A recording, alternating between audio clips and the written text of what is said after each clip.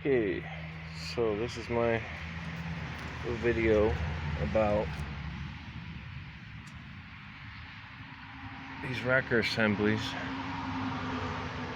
these Chrysler's 3.5 and 4 liter V6 engines, how they lubricate and pressurize the lifters with oil. Rigged up this little bottle and into the inlet slash dowel pin,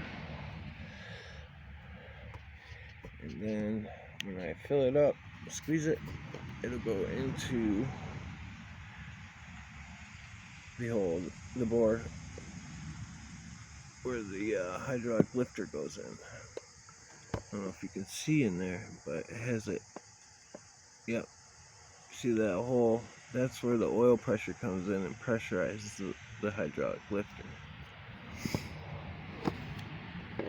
So this particular engine had a lot of metal shavings in it, and I'm trying to put it back together the cheap way, anyway. So after scrubbing and cleaning this all up, I managed to get them all to seem pretty freed up, and they do lubricate pretty well. The main problem with these is these dowel pins here. Well, that's what holds the whole shaft into this assembly. See here.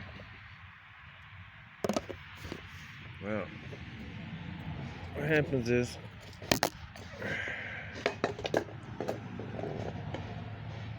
excuse my bad camera skills. What happens is, see that notch here? These start to spin. Oh, fuck, I can't get it to spin right now. Anyway, they spin back and forth and wear this dowel pin out. And when it does that, it misaligns the oiling lubrication holes that feed each and every one of these rockers. So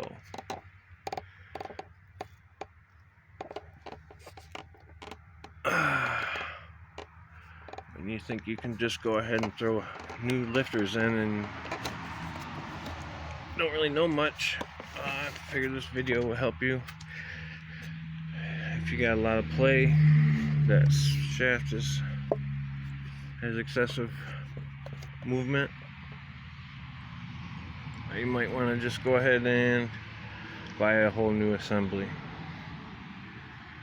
which is what I'm going to do.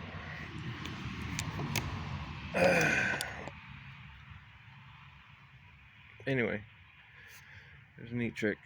Hook up a bottle, a hose, oil, see which one is clogged anyway, and for me it kind of flushed them out for it too with the metal shavings. Anyway, infamous lifter tick.